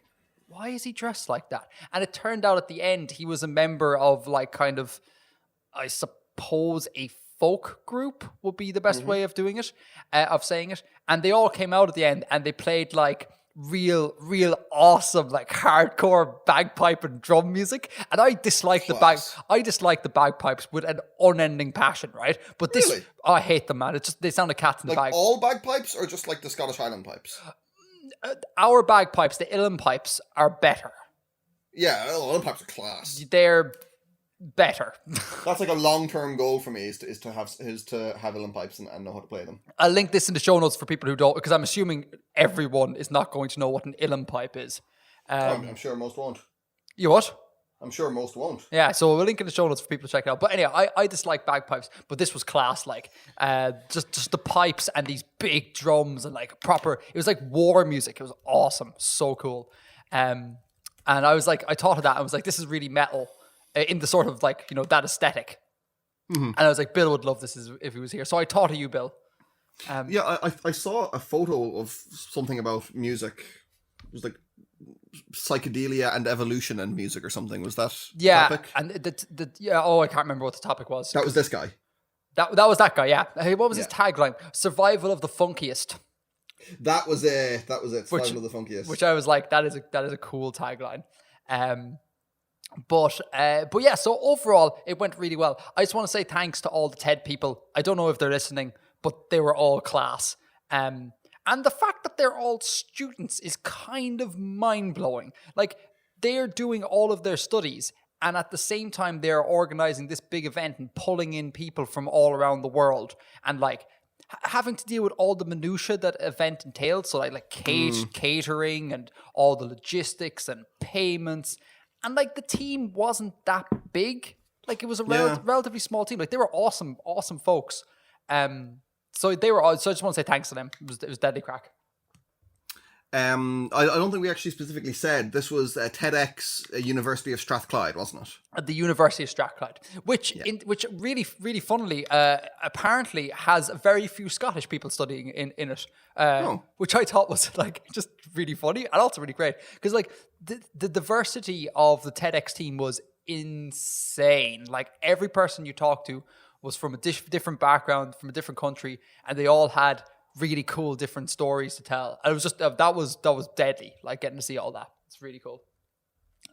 Didn't meet a single Scottish person. Like actually throughout my entire trip, actually, because I stayed with a mutual friend of ours who's Irish. And then I met all of the TEDx crew, who none of whom were Scottish. And then I stayed with your brother, who is also not Scottish. So the entire time, if we exclude the lovely woman at the information desk in the airport, I didn't meet a single Scottish person. Which is kind of weird. But yeah, so that was TEDx. The videos should be out sometime soon, and when they are, I will most definitely link people. I won't be a bundle of nerves when they drop. So yeah. And I found a new beer. Oh, you found a new beer? I got to talk about this, right? So for context for the listener, licorice beer or something, is it? No, I wish though. Oh, no, it's not. God.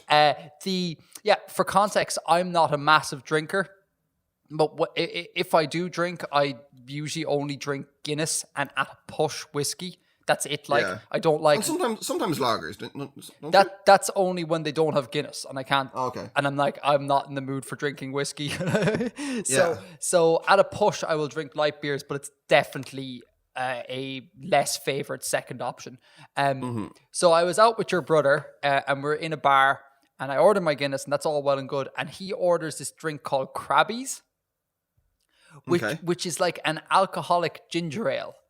And I tasted it, and like I was like, this is gonna taste like absolute, like just it's gonna be awful. And it was glorious. Like it is so incredibly delicious, and like to the point, it's so easy to drink. Like you drink buckets of that stuff. Like it was amazing. So I did a very rare thing. I ditched the Guinness and had Krabbies from then on in, and that is not something that happens every day in Edgarland. So now I'm on a mission to find Krabbies in Ireland. I'm really hoping I can find it. We used to drink Ginger Joe a good bit in college. I don't know if you remember that. What's a Ginger Joe? Ginger Joe's. It's an alcoholic ginger beer, but I was never that mad about it, to be honest. I thought it was kind of weak. Felt it just kind of tasted quite watery or something. But you might anyway. Give it a try if you come across it. Yeah, this one didn't though. This one had a real beautiful like tang of ginger. Like it really hit the back of your throat. It was really lovely. Well, I mean, maybe you'll like it more than I did. Maybe it's not a thing I'm fond of. They certainly used to sell it in the that shop on that street where your workplace is. That's brilliant. Maybe it's like the alcoholic version of Slania. Except that seems plausible. Except reversed. Is that you liked it? And no way, I'm really confused now. No, it's not reversed. It's the same. It's the same. Okay. It's the same. Oh, thank God! It's like the ginger beer version of folk metal and licorice. It is. Yeah. And thank God for editing, and I can take all of that awkwardness out. Oh, it's made in Weybridge in Surrey. I've got a very good friend from Weybridge. Oh, there you go. I could put in a favor, just get him or her to order me a whole massive crate of it. Because that's how it works. Isn't that how it works? Like when you come from that area, you have intimate ties with everything that comes out of that area, and you could do deals for people? Yeah, I'm pretty sure that's how it works. That's how it works, yeah. Pretty sure. Anyway, that was TEDx. It was super meeting you. It sounded like you had a great time, dude. I did have a great time. And I was very proud of you. Thank you, man. I was proud of myself for not dying miserably on stage. Is there anything else? Oh, yeah, there's one last thing. One final thing about this. I was always of the opinion that Glasgow was not a nice city. Mm-hmm. It was always sold to me as being very dark and grey and utilitarian. Rough, yeah. And by Glasgow people, like this is not some sort of like racism. Like Glasgow people are like, oh God, Glasgow, it's awful. It showed up there. It's stunning. I think I've heard that from a lot of people in the last few years, that it's either it was never the case, or it's really cleared up and changed in the last couple Yeah, it was. I 20 couldn't. years or I couldn't so. get over how beautiful it was, and every time you turn a street corner, it'd be another ancient building standing there. Like it's just absolutely gorgeous. And then people Like York. like no York. York is York. York is really really stunning. Like not many places compete with York in terms of like sheer raw beauty. Aw. But no, because it was great. But anyhow, and then people while I was in Glasgow were like, wait until you get to Edinburgh. Edinburgh really is beautiful, and Glasgow will pale into insignificance. Went to Edinburgh and was like, yeah, these two cities are equally beautiful. It's like, and it's like, I didn't find Edinburgh, and Edinburgh's always held up as being this amazing place. Like, I didn't find it any more attractive than Glasgow. Like, albeit they have the big castle, and that's really pretty. But yeah, Glasgow, I was shocked, really like positively shocked with Glasgow. Cool. Yeah. Anyhow, okay, so what are we moving on to next? I really like this when you're in control of the show notes, and I don't know what we're doing next. Okay, will we have a... Do you want to quickly do Politics Corner and then a brief dip into the green room? Do you think we can manage it with a time frame? I mean, I don't really have a lot to say about the politics. Well, let's mention it briefly, because by the time this airs, it'll be over. Yeah, so by the time this airs, this might be the last thing anyone will have ever listened to. And you might be sitting in your Fallout-esque bunker listening to it on an old-timey radio because the world is experiencing nuclear winter. I think this pretty sums up my feelings towards this election. So we're, hello listeners, we're coming at you from the past before the 8th of November 2016. So hope that goes well for those of you in the States. Those of you who can vote yes, for Hillary. Yes, for Hillary. I love the way we tentatively talked about this, and it didn't make the last show, and we were kind of like not too kind of like we didn't express our leftness that much, but now it's just like no, like clearly Hillary's the right example. Like, why are we? I mean, actually, no. There's no point in saying that because, as I said, by the time you hear this, it'll be done. But I'm going to say it anyway. I have two questions, just really quick, two questions on Politics Corner. One, Bill, do you think, this is personal opinion questions, do you think she'll make it in? I think she has better chances than the other fella. Okay, so are you predicting a narrow win for Hillary? Yeah. Okay. Yeah, I'd say that. I think I'm on the same team as you. Like, I can't imagine this is going to landslide, but like, I don't know whether or not I just don't want to accept a reality where Trump wins, but I can't see it happening.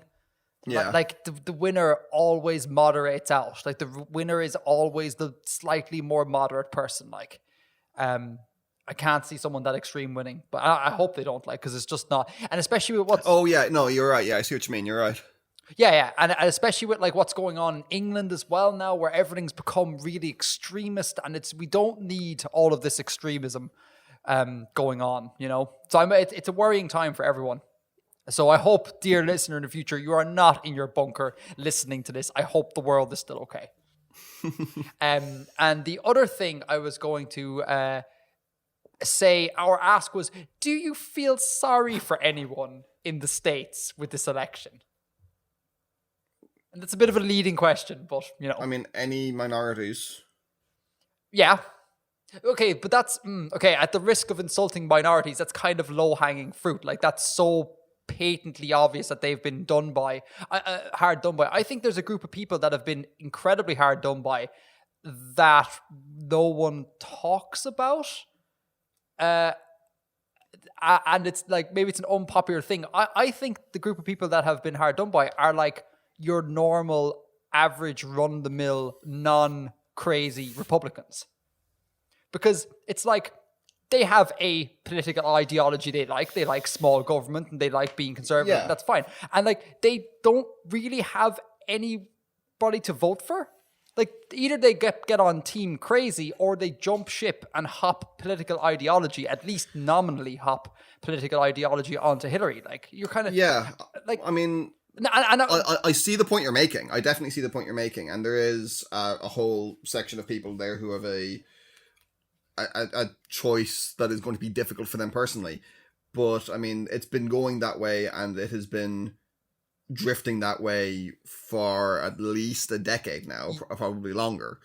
And that's kind of they are reaping what has been sown by the party. Yeah, like GOP have just been doubling down on crazy. Yeah. No, that is true. That is true. But again, like, it's not like the average. And I'm not saying that in that I'm like, entirely hostile to everything on the right. That's not the case at all.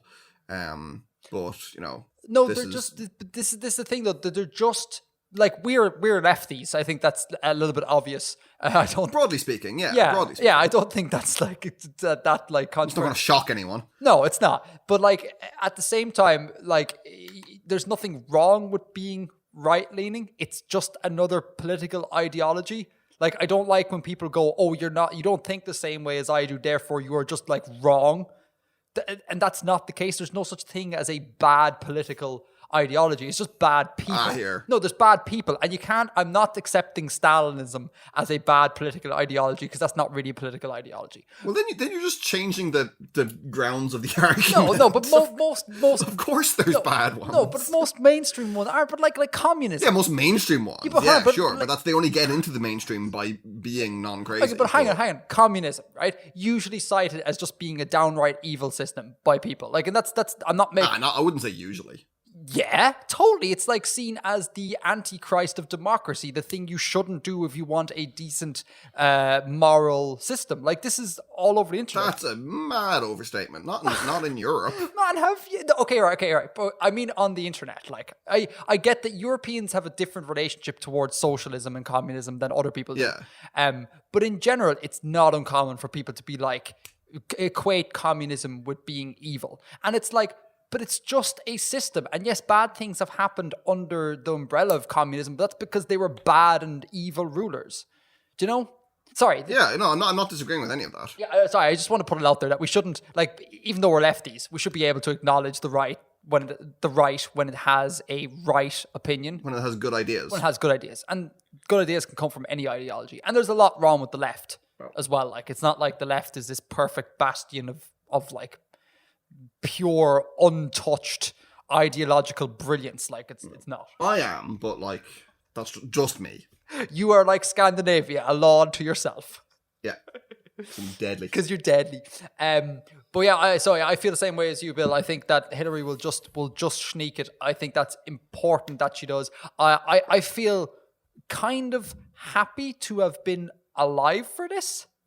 Like, I think the Obama election was a cool one to live through.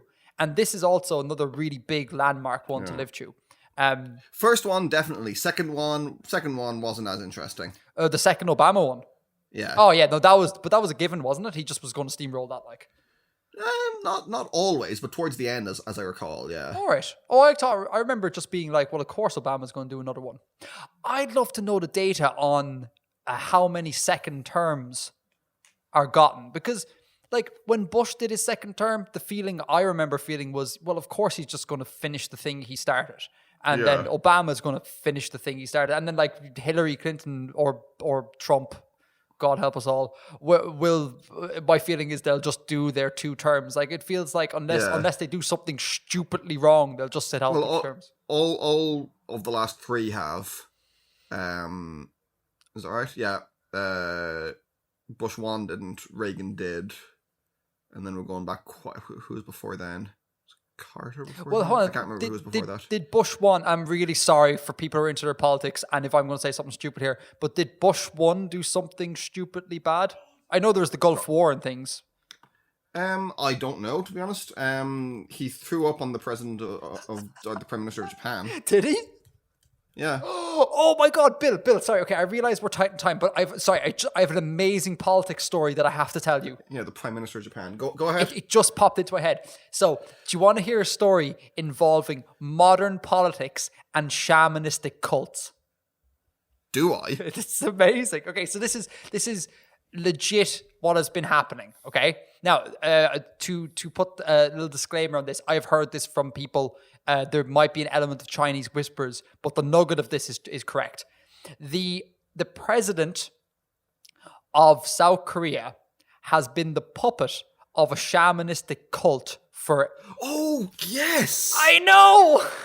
but it's like it's even more than that. It's like a corporate cabal as well. Yeah, like, yeah. And well, I didn't know there was a mystic element to it. I just heard that there was like a group of 8 who were they were all corporate leaders. yeah, like when I did a bit of research, the word shamanistic keep popping up. So Cool. and then like for the listeners, this person the president was a puppet of these 8 people, and her actions were being informed by just those 8 people, which is incredibly scary. Yeah, like they were calling the shots. She was taking her orders from this cabal. And then what makes it even kind of weirder, like, is that I think it's grandfather or great grandfather she and the main leader of the cabal are like besties. And then her grandfather was also besties with the then leader of the cabal. So there's like, so this cabal has been going for ages. so there's this like lineage thing going on, which like I'm not, I don't think it's been a continuous corruption of government the entire way through, but like it's really creepy. And then in response to being caught out with this, she says sorry and then proceeds to fire everyone. she just gets rid of her entire cabinet. You're kind of like, hang on, why? And then the only reason I can think is just because reasons. Like, it's just like, I got caught, I did a bad thing, all other ministers are gone. Finance minister, you're gone. Get out of here. It's like, what is this? Yeah. Like, it's in a lot of ways, it seems like this is the year, or it's another year in a trend in the last while of cyberpunk becoming irrelevant. You know what I mean? That is a beautiful summation about the state of the world. Like, you know, all the stuff of what we see with the sale of, you know, data collected online and the surveillance conducted by governments, the mess that's the election, a nominally sovereign nation within the United States being invaded on behalf of an oil company, and corporate interests literally having the president of South Korea as a puppet. Like, it's like, there's no point in cyberpunk anymore. Give it up. We'll have to look at some other kind of fiction. Yeah, like our cyberpunk is just the news. yeah, more or less. And, you know, VR got really big this year as well, which is pretty cool. I tried VR in Scotland. Oh yeah? Yeah. How was it? I think I tried a really low tech bit of VR. It was in a museum. It was fine. Like, I've heard people describe it as being the most mind blowing thing ever. Not really. Like, you know, I wouldn't expect to have a strong reaction to it. Yeah, it's like, I don't know, because your brain is still tethered to reality. It's still like, oh, I am in this mask viewing a all-encompassing image. Yeah. It's like, I don't know, in order for me to get truly mind-blown about these things, it'd be a sort of thing where it's like, my consciousness has now been uploaded into a game. Like, that would be like, holy God. But this VR thing, it seems like it's just a television set strapped to your face, and so it's really close to you. And you don't have, like, I remember, this is a long time ago, like maybe 10 years or more, but I remember going on like a kind of a VR roller coaster thing. So it was like an enclosed roller coaster car that had screens around you, and it would tilt like when you're going downhill or uphill or whatever. And the person who I went on it with was like, oh wow, that was amazing. But it was just like, that was rubbish. There was no actual sense of motion or anything. I was just in a seat that was at an angle. Yeah. And there was a video playing. Yeah. I'm totally with that. Like, yeah. And I think this is just a super high tech version of that. Like, and I don't understand.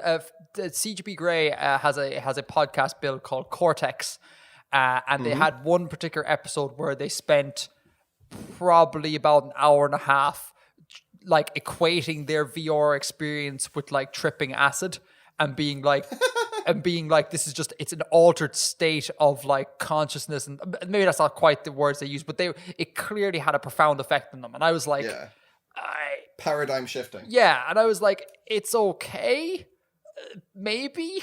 Like, I just don't get it. Like, and I'm the type of person who'd be like, this is class, I really like this, but no, just didn't get it. But in any case, yes, no need for cyberpunk. The world has gone terribly, terribly wrong over the past year. Just so many things have gone wrong. And I hope that we have one nugget of some of kind of positive news in that Hillary gets elected. Less negative than might be otherwise possible. Yeah, news. Exactly. Because I'm not exactly rejoicing at the fact that Hillary is the Democratic nominee. Like clearly American. I'm really sorry. And you voted for this actually. So why am I even sorry? Bernie was the right answer. Your voting system is just messed up. I'm not even going to make any qualms about that. It's only a system, So anyhow, politics corner done. Politics corner done. We've got a little bit of time left. Will I see if our special guest is ready to come in and say hello? Okay, so Bill said that we are getting a special guest, and I am really Hello, friend. Hello, friend. I don't what. Hello, friend. Oh, you are not Bill. What? You are not Bill. What's he saying to me? He says you are not Bill. I am not Bill. You are not Bill. That is very true. Ah, my Very God. true. Am I allowed to say your name? Yeah. Real names are totally okay. Yeah, as long as you don't reveal my secret identity. Oh, okay. Listeners, this is Rory. This is Bill's brother, the person I stayed with in Glasgow and who introduced me to Krabbies. He is a general all-around good guy. Can I just say, having Edgar visit your hometown or where you live is a wonderful experience because he looks at everything with such a sense of childlike wonder. It just opens your eyes to new things so much more. Thanks, man. I don't feel embarrassed at all. You're really sound there. You got to admit it's true though, Edgar. Yeah, you have a certain sense of childlike wonder. Wait, hang on, hold on. What are you? Oh, that's right. You flew home with me and you were flying. So hang on. Yes, we were on the same plane. No, remember? We were on the same plane, but hold on. I'm still confused here. So wait, Bill, are you in your familial home now, or is Rory visiting you in your house? I'm in my home. I'm in my parents' home. Oh, okay, and then Rory's still over. Yes. I didn't realize that, man. I thought you. I totally like brain fart moment there. Just so How are you to know? What are we talking about today then? We just finished talking about politics. Oh God. Yeah, so that'll be a fun one. That's a shitstorm waiting to happen anyway. And not at all divisive. Here comes the death threats. Well, that's if we make it past next Tuesday, because this isn't going to be on air until, sometime late next week at the earliest. Oh God, the world could be ended by then. That is exactly our thesis. Or at least it was mine. Do you know what? Well, it's been nice knowing you. Do you know what's just occurred to me, Bill, actually, is that Rory is like famous for coming on podcasts and being really controversial.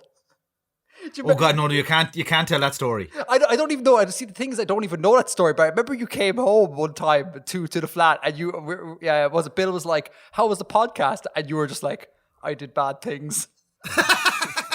So all copies of that podcast were destroyed. honestly, like the hard drive was taken out and burnt. The internet was scoured for any sign, any ones and zeros that made up the information that made up that podcast were deleted and overwritten with different ones and zeros. Okay, so the ones and zeros don't even exist anymore. So now there is two things that could happen, right? Yeah. Either no one is ever going to hear this episode because it's going to be nuclear winter because Trump made it in, or no one's going to hear this episode because after you'll get on like a mad guilt trip afterwards of being like, oh Jesus, I really messed up that last bit by being super over the top controversial, and it'll never get seen the light of day. No. Honestly, I'm not going to say anything too bad. I'm not even going to talk about what I said, but it wasn't something I was proud of. So, well, no, but to be fair, like the podcast, the impression I got was that podcast was very much like a roasting podcast. Like the whole point was that you show up and you really lay into people. Yeah, it really was. But yeah, there's a line you don't cross, and I think I might have crossed it. Although immediately felt guilty and went, oh God. Although to be fair, in my head, I'd like to think that this podcast was some sort of like, I don't know, language learning podcast, like a real, yeah, you know what it was a children's podcast. Yeah. Do you know what a problem with Irish people? Oh God. Right, listen, gentlemen, I'm going to love you and leave you because honestly, I can already feel myself about to say something stupid. So hang on, hang on, Rory. Before you go, sorry, I have so many questions here. How on earth are you recording this? Bill, how have you got your mic set up? Are you two swiveling your mic around every time one of you wants to talk? No, we've just got the mic facing us. Oh, are the two E's like We're kind of hundreds of stacked. Yeah, because kind of like if you imagine like a little sandwich, Like, Actually, no, like a Megazord. this is already not the right image I want to give the listeners. Oh my god, a McGrath sandwich. I like it. Oh god, that's disgusting. No, yeah, we're just kind of propped up beside each other. So Okay. that's also not an image I want to get. This is not going well. Right, listen. What other questions? Get them through them quickly before I hang myself in some other way. Oh no, that's all the questions. Okay, that's good. Wait, That's good. All right, listen. It's been emotional, pal. I'll talk to you soon. Thank you so much for having me. You're awesome. No bother, pal. Bye bye. Talk to you later, man. Is Bill back? Bill is back. Bill is back. My God, that is like the largest non sequitur that's ever happened in the history of podcasts.